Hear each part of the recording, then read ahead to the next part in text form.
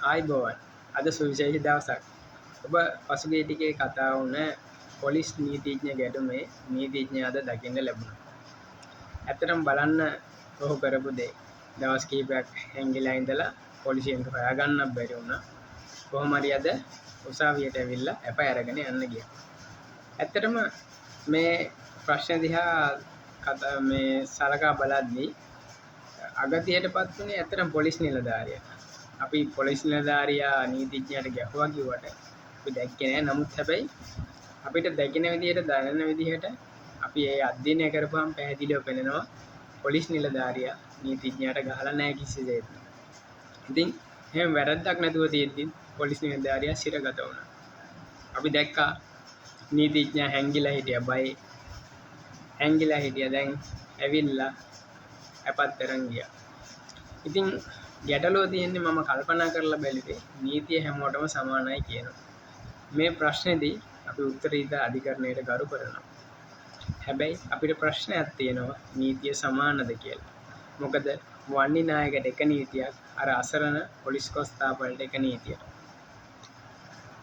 සුළු වේලාවක් තුලදී පොලිස් කොස්තාපල්වරයා අත්අඩංගුවට ගෙන සිරගත කරා. හැබැයි නීතිඥ හැංගිලා ඉඳලා ඇවිල්ලා උසාවියේ මගහැරලා පොලිසිය මගහැරලා ඉඳලා ඇවිල්ලා යසට ලස්සනට ගියා යන්න. ඉතින් අපිට මේ නීතිය පිළිබඳ ප්‍රශ්නයක් තියෙනවා. මේක නීතිය නැමුවද කියන ප්‍රශ්නේ තියෙනවා. ඉතින් මම කිව්ව දෙයක් තමයි මේ ආයතන දෙකේම දූෂිතව ඉන්නේ. හැබැයි බහුතරයක් දූෂිතය වුණාට යම් කිසි පිරිසක් ඉන්නවා හොඳ පිරිසක්.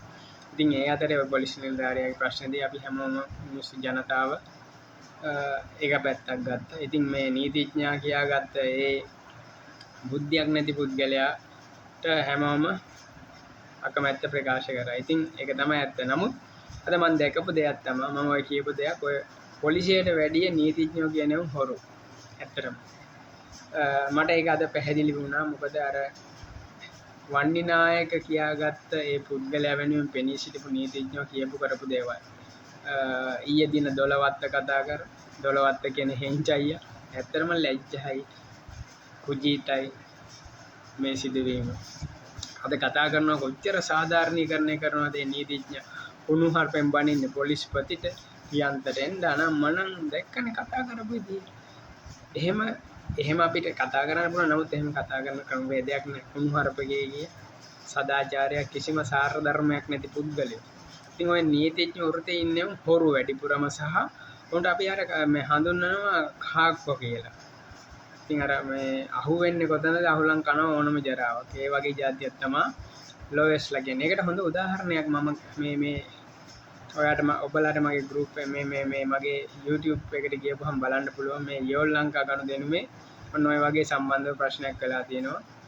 නඩුවක් ඉවර කරන්නම් කියලා කෝටි 3මාරක් කරන් තියෙනවා. නඩුවාර 3න් නඩුවක් ඉවර කරන්නම් කියලා. නීතිඥයෝ. එතකොට අපි ඉදිරියේදී ඒක හෙලි කරනවා. ඒත් එක්කම තමයි මේ තව දෙයක් කියන්න ඕනේ. අවුරුදු 15ක් කියපු නඩුවක් මේ මගේ ඥාති. අවුරුදු 15ක් කියපු නඩුවක් මේ මෑතකදී නිෂ්ප්‍රභා වුණා. නඩුව නිෂ්ප්‍රභා වුණා.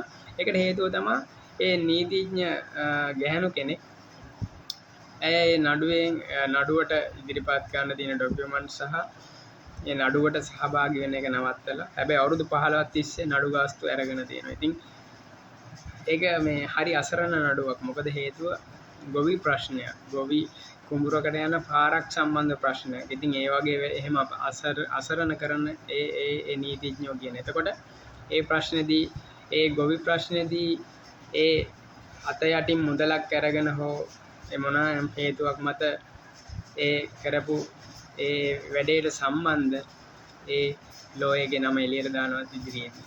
අනිත් දේ තමයි මේ යෝන් ලංකා ගනුදෙනුවේදී ඒ සම්බන්ධ අසාධාරණට ලක්ව අයගෙන් ගත්ත කෝටි 3.5ට සම්බන්ධ නීතිඥයන්ගේ නම් එළියට දානවා ඉදිරියේදී. ඒකෙන්ද බලාපොරොත්තු වෙන්නේ ලෑස්ති වෙන්න කවුද මේ නම් කියලා. ඔබලා සමහර විට මේ වගේ ලෝයර්ස්ලාට දැනට අහු වෙලා ඇති. ලෝයර්ස්ලා ගත්තොත් ඉතාමත් සුළු අතලොස්සක් තමයි හොඳ පුද්ගලයෝ ඉන්නේ. අවංකව වැඩ ගන්න. ඇත්තටම ලැජ්ජයි. මොකද මෙහෙම අසාධාරණ විදියට හම්බ කරන්නේ කන්න. ඇයි එහෙම කරන්නේ? ඒ නිසා අද ඒක ඔප්පු වුණා. ඊයේ 12 වත්තල ඇවිල්ලා කොටසක් ඔප්පු කරා. අද ඉතුරු ටික ඔප්පුණා. ඉතින් අපිට අපි උත්තරීතර අධිකරණයට ගරු කරනවා. හැබැයි ප්‍රශ්නයක් තියෙනවා මේ වන්නිනායක කියන පාහරයට කොහොමද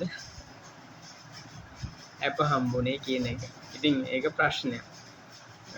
ඉතින් නීතිය සැමට එකයි කිව්වට නීතිය උස් පහත් මිති ભેදයක් තියෙනවා කියලා අපිට පේනවා.